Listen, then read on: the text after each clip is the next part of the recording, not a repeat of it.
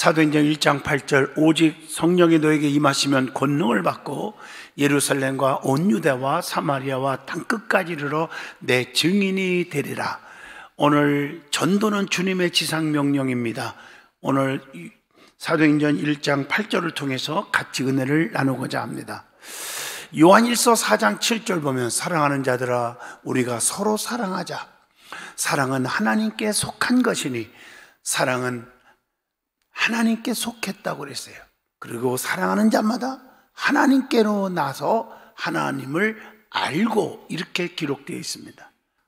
저와 여러분은 주님 사랑 안에서 사랑의 관계를 이룰 수 있기를 진심으로 축복합니다. 여러분 주님을 사랑하십니까?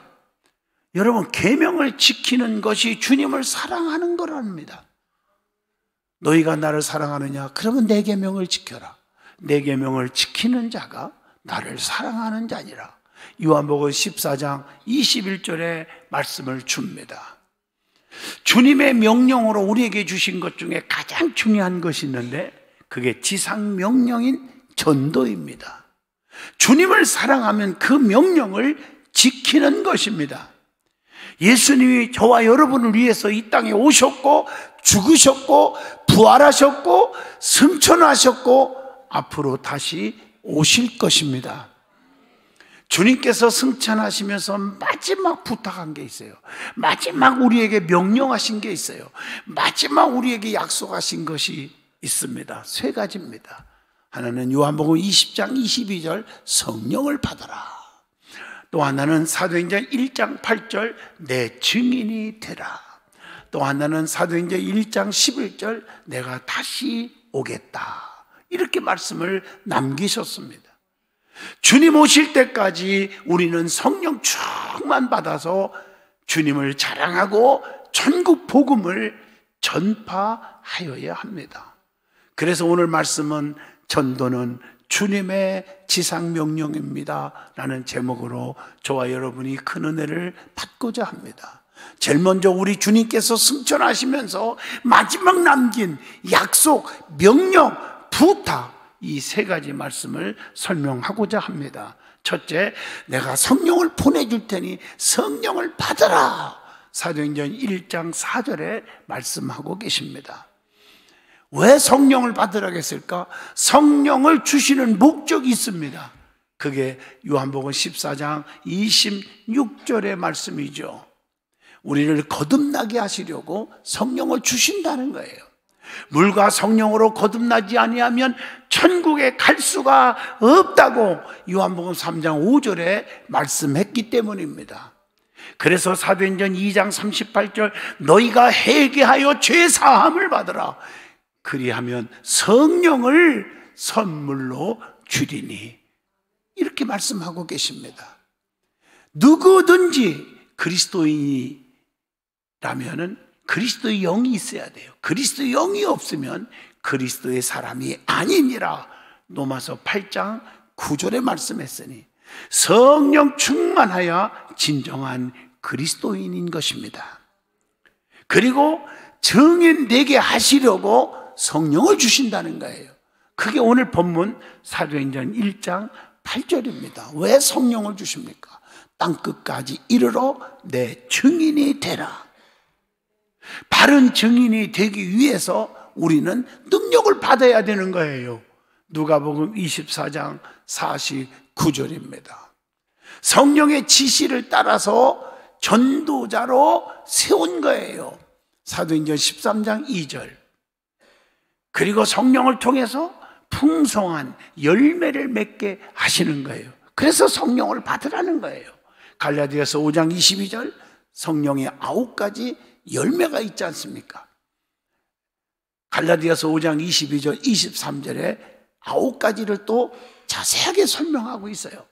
오직 성령의 열매는 사랑과 희락과 화평과 오래 참음과 자비와 양선과 충성과 온유와 절제라고 했으니 이 같은 것을 금지할 법이 없느니라. 이렇게 기록되어 있습니다. 그리고 성령님의 그 인도함을 따라 살게 되는 거예요. 성령을 받으면 요한복음 14장 26절. 여러분, 하나님의 인도하심이 없이 우리가 어떻게 살아요? 위험 속에 빠져들어가는 거예요. 그래서 성령께서 우리를 인도하시고 지켜주고 보호하는 거예요. 이스라엘 백성들을 밤에는 불기둥, 낮에는 구름기둥으로 보호하고 인도하고 지켜주잖아요. 동방박사 세 사람에게 별을 통해서 우리 예수님께 경배하도록 인도해 준 거 아닙니까? 우리는 성령님의 인도하심을 받을 수 있기를 축복합니다. 그리고 성령을 통해서 신비의 체험을 하게 되는 겁니다. 사도행전 10장 10절. 우리 기독교는 신비의 종교요, 체험의 종교입니다. 체험 없이, 신비의 경험이 없이 그냥 맹목적으로 왔다 갔다 하니까 이론적으로, 지식적으로는 성경에 대해서 너무 많이 알지 몰라도 가슴에 뜨거움이 없고, 그리고 구원의 확신이 없는 거예요. 사도행전 1장 8절 본문 말씀처럼 성령을 받으면 권능이 옵니다. 세상을 이길 수 있는 권능이 옵니다. 모든 질병을 이길 수 있는 권능이 옵니다. 악의 세력을 부숴버리는 권능. 그래서 저주마귀, 슬픔마귀, 우리에게 괴롭히는 그런 질병마귀들 다 때려 부술 줄로 믿습니다. 그래서 형통의 축복을 받게 되는 거예요. 그러면 성령을 받아야 뭘 이깁니까? 세상을 이기고, 환난도 이기고, 핍박도 이기고, 유혹도 이기는 것입니다. 그러면 성령을 받게 되는 단계가 있어요. 첫째 단계가 사모하여 기도하는 단계입니다. 여러분, 사도행전 1장 14절에 마음을 같이하여 오로지 기도에 심섰더라 이렇게 나와요. 사모하니까 사도행전 2장 1절로 4절 불효같이 갈라지는 성령이 임하게 된 줄로 믿습니다. 그리고 또 하나는 주님을 위해서 일하는 단계예요. 사모하고 성령 받으면 주를 위해서 일하는 거예요. 사도행전 2장 14절의 말씀입니다. 그리고 성령의 충만함으로 순종하는 단계가 와요. 유다서 1장 20절의 말씀입니다. 교회 안에서 보세요. 성령 충만, 말씀 충만, 은혜 충만한 사람이 순종하지, 기도 많이 하는 사람들이 성령 받고 그런 사람들이 순종하지, 그렇지 못한 사람들이 순종하는 거 보셨습니까?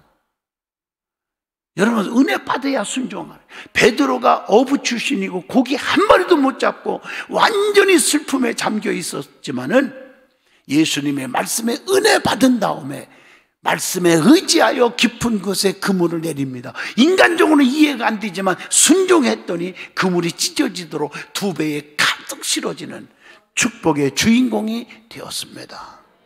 순종하는 사람은 성령의 충만함, 말씀에 충만한 사람입니다. 그러면 성령이 임하시면 어떻게 해야 되느냐? 오늘 본문 사도행전 1장 8절 땅끝까지 증인이 되라고 했습니다. 그러기 위해서는 우리는 성령을 받아서 지혜를 얻어야 됩니다. 고린도전서 12장 8절이에요. 신앙생활하면서 지혜가 없이 행동하니까 사람들에게 상처가 되고 또 많은 사람들을 주께로 인도할 수가 없는 거예요. 그리고 성령 충만함으로 영을 분별하게 돼요. 고린도전서 12장 10절. 세상에는 악의 영들이 얼마나 판을 치고 있습니까? 이단들이, 사이비 집단들이 다 우리를 유혹하고 있는데 성령의 능력을 받아서 지혜롭게 다 물리칠 수 있기를 축복합니다. 그리고 성령님과 동행하는 체험을 하게 됩니다. 야고보서 4장 5절에 보면 너희가 하나님이 우리 속에 거하게 하신다. 성령님이 내 안에 거할 때 그 성령님과 함께 동행을 하면 역사가 달라지는 것입니다. 그리고 오늘 본문 사도행전 1장 8절 말씀처럼 성령의 능력을 받아서 능력 있게, 힘 있게 복음을 전파할 수가 있습니다. 성령 충만하고 기도 열심히 해서 은혜 충만한 사람들이 전도를 하지, 그렇지 않은 분들이 전도하는 거 보셨습니까? 1년 12달 결산을 해보면 정말 한 명도 영혼을 전도하지 못하는 기적을 이루는 엉터리들이 이 땅에 얼마나 많습니까? 너무 심하게 말하는 것 같죠? 심한 게 아니에요. 주님이 심판대 앞에 섰을 때는 이거보다 엉망배심한 말을 들을 거예요. 충격을 좀 완화시키기 위해서 내가 이 정도 여러분에게 설명을 드리는 것입니다. 그리고 우리 예수님께서 마지막 다시 오겠다고 주님의 재림을 약속합니다. 그때는 심판주로 오시는 거예요. 하늘의 나팔소리와 함께 주님이 공중으로 강림하신다고 데살로니가전서 4장 16, 17, 18절에 기록합니다. 주님이 오셔서 우리의 눈물을 씻겨주실 겁니다. 계시록 21장 4절, 에고 내 아들 내 딸들아 고생했다. 얼마나 너 예수 믿고 믿음 지키냐고 얼마나 5단 옆차기로 2단 옆차기로 맞았니? 이런 등등의 소리를 들으면서 위로의 말씀을 들을 줄로 믿습니다. 그리고 주님의 재림은 언제 오시느냐? 생각지도 않은 때에 임한다. 도적같이 말이라고 그랬잖아요. 마태복음 24장 5절, 50절에 보면 생각지 않은 날, 알지 못하는 시간에 평안하다 평안하다 엔조이하고 살자, 그때에 그 종의 주인이 왔다고 했습니다. 그리고 주님은 더디 올 게 아니라 속히 오신다고 계시록 22장 20절에서 21절에 말씀하고 계십니다. 두 번째 은혜 받을 말씀은 복음 전파는 주님의 지상 명령이라는 사실입니다. 명령이라는 단어는 해도 좋고 안 해도 좋고가 아닙니다. 꼭 해야 되는 것입니다. 전도는 주님의 명령입니다. 그러면 전도가 무엇입니까? 라고 질문하면 첫째, 복음을 전파해요. 하나님의 백성을 주님께로 인도하는 것이다. 두 번째로는 십자가의 도를 전하는 것이다. 고린도전서 1장 18절의 말씀입니다. 세 번째, 전도는 천국 복음을 전해서 예수를 믿도록 외치는 일이 그게 전도다. 마가복음 1장 15절의 말씀 회개하고 복음을 믿으라 하시더라, 이렇게 말씀하고 계십니다. 그래서 이 전도라는 것은요, 굿뉴스입니다. 헬라 언어로 보면 유앙겔리조라는 단어가 있어요. 기쁜 소식입니다. 이것을 널리 알리고 선전하는 것이 전도라고 하는 거예요. 누가복음 4장 18절입니다. 그러면 왜 전도를 해야 합니까? 첫째, 주님의 유언이기 때문입니다. 여러분, 아무리 악한 자들도요, 부모의 유언, 형제의 유언은 무시 안 합니다. 최선을 다하여 노력합니다. 지키려고. 우리 예수님 나를 위하여 십자가에 피 흘려 죽으시고 우리의 영혼을 지옥 갈 백성을 천국으로 이끌어 주신 주님의 마지막 유언입니다. 그래서 마가복음 16장 15절에 너희는 온 천하에 다니면서 만민에게 복음을 전파하라. 또 두 번째, 전도하지 않으면 주님이 책임을 물으시기 때문입니다. 에스겔 33장 8절의 말씀입니다. 그리고 세 번째, 복음의 빛을 갚는 일이기 때문에 전도해야 돼. 우리는 복음의 빚진 자들입니다. 누군가 복음을 전했기 때문에 그 복음 때문에 우리가 전국 백성이 되었잖아요. 로마서 1장 14절입니다. 네 번째, 주님이 이 땅에 심판하러 오실 재림이 반드시 이루어지기 때문에 전도해야 합니다. 마태복음 24장 14절입니다.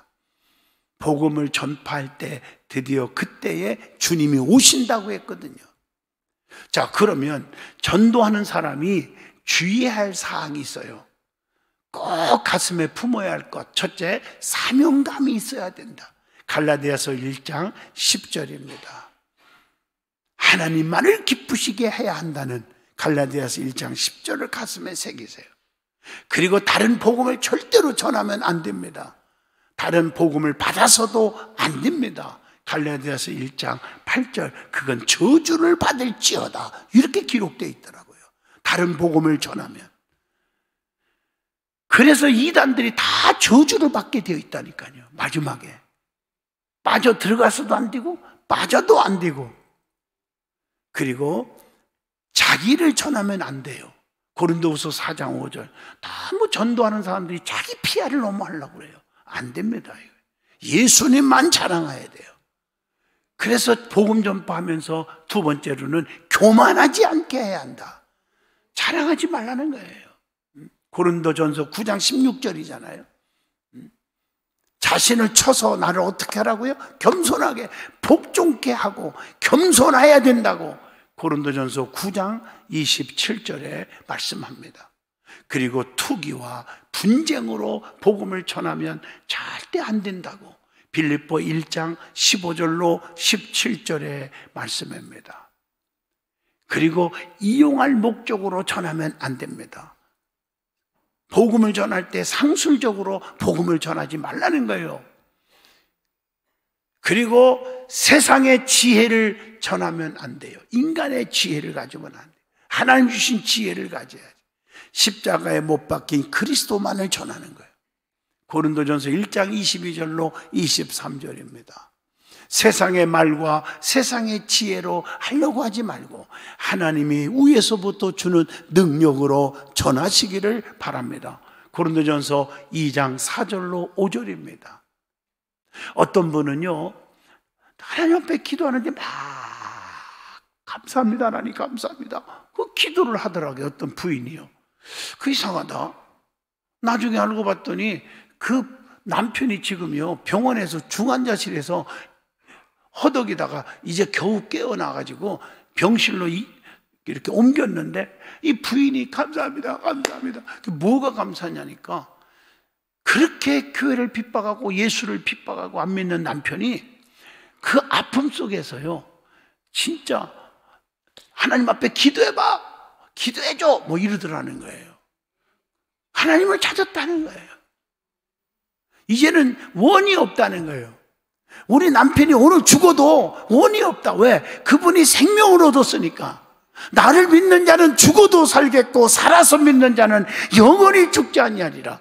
여러분 이게 우스꽝소리 같지만요 진짜 믿음 있는 사람의 고백이잖아요. 이 땅에 7, 80평생 사는 것보다 영원히 천년 만년 영원한 세계에 지옥에 안 가고 천국 갔으니 최고의 축복이 아니냐. 이게 가슴에 와닿는 사람이 몇이나 있을까요? 여러분 부모 형제에게 가장 사랑을 베푸는 게 뭔지 아세요? 돈입니까? 명예와 권세와 지식입니까? 아닙니다. 생명을 넣어주는 것입니다. 그리고 그분이 그의 삶을 평생 책임져 주시는 것입니다. 그러면 전도하는 자의 자격이 있어요. 어떤 사람이 전도를 할 수 있을까? 첫째, 구원의 확신이 있어야 돼요. 이런 사람은 누가 말 안 해도요 로마서 8장 38절로 39절 전도하게 돼 있습니다.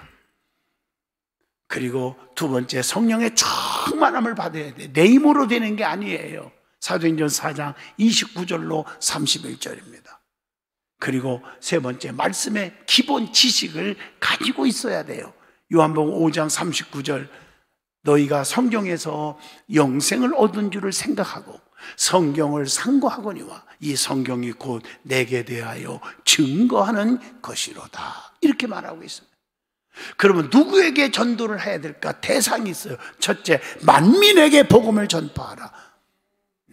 마가복음 16장 15절입니다. 죄로 영원히 죽어가는 죽은 자들에게 복음을 전파하라는 거예요. 에베소 2장 1절입니다. 또 가난한 자와 병든 자에게도 복음을 전하라. 누가복음 4장 18절입니다. 수고하고 무거운 짐진 자들아 다 내게로 오라. 내가 너희를 쉬게 하리라. 마태복음 11장 28절. 이런 자들에게 복음을 전하는 거예요. 그래서 기쁨과 평안이 없는 자들에게 전파하라고 요한복음 14장 27절. 왜? 주님이 주시는 평안은 세상에 주는 것과 같지 아니하다고 말씀했기 때문입니다. 그러면 전도하는 사람의 자세가 어떤 자세로 해야 되느냐?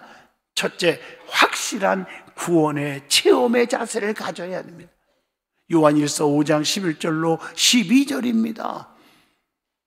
전하지 않고는 견딜 수 없는 그런 간절한 마음의 자세를 가져야 전도의 열매가 맺어지는 거예요. 에레미야 20장 9절입니다. 그리고 항상 겸손한 마음의 자세를 가져야 합니다. 여러분, 사람을 이기려 들지 말라 하는 말이 있어요. 이겨서 얻는 건 원망이요, 이별이요, 애로움밖에 없습니다. 우정을 이기려 들지 말라는 말이 있어요. 이겨서 듣는 건 뭐예요? 냉소, 불신, 허무함밖에 없다는 겁니다. 세상을 이기려고 하지 말아라. 이겨서 듣는 건 욕뿐이요, 이거 얻는 것은 적이요, 상처밖에 없다, 그런 얘기입니다. 여러분, 이기는 것이 지는 것이요, 지는 것이 이길 때가 있으니 세상의 법칙이요, 이치가 여기에 있다고 말합니다. 우리는 이런 이치를 잘 아는 사람을 인생의 달인이라고 부를 수 있을 것입니다. 우리는 겸손한 마음의 자세를 가지고 인생의 달인이 되는 전도자가 되시기를 축복합니다. 야고보서 4장 6절의 말씀에 교만한 자는 물리치고 겸손한 자에게 은혜를 주신다고 했습니다. 그리고 영혼을 뜨겁게 사랑하는 마음의 자세를 가져야 됩니다. 요한 3서 2절입니다. 오늘도 여러분 복음을 전파하시기를 축복합니다. 그래서 많은 열매를 맺을 수 있기를 축복합니다. 하나님은 영이시기에 보이지 않지만 분명히 여기 계십니다. 주님의 사랑과 동일한 것, 주님을 사랑하십시오. 그러면 수많은 열매가 따를 줄로 믿습니다. 여러분, 주님을 사랑한다? 말로 하지 마요. 성경에 보니까 이 세 가지를 사랑하는 것이 나를 사랑하는 것과 똑같다고 가르친 게 있어요. 첫째, 교회를 사랑하는 거예요. 마태복음 16장 18절. 주님이 피 흘려 세운 교회, 주님을 사랑하는 것 똑같대요. 성도를 사랑하는 거. 그러니까 소자 하나에게 냉수 한 그릇 대접한 것이 곧 내게 한 거라고 그렇게 말한 거예요. 요한 1서 4장 20절 말씀을 기억하시고요. 세 번째, 주의 종을 사랑하는 것. 선지자 이름으로 선지자를 영접하고 선지자를 대접하는 자는 꼭 뭐예요? 선지자의 상이 있고 나를 영접하는 것 같다고 그렇게 분명히 말했어요. 여러분, 나는요, 나를 만들어낸다. 내가 나를 만들어낸다. 그런 말이 있잖아요. 참 유치한 말 같지만 들어보세요. 똥이 방에 있으면 뭐라고 그래요? 오물이라고 그래요. 근데 밭에 있으면 뭐라고 그래요? 거름이라고 말합니다. 모래가 방에 있으면 쓰레기입니다. 그러나 공사장에 있으면 재료라고 말합니다. 우리의 인생도 행복과 불행을 처음부터 선택해서 태어나지 않는다는 거예요. 힘든 세월을 살아가면서 우리의 마음먹기에 달려있지 않는가.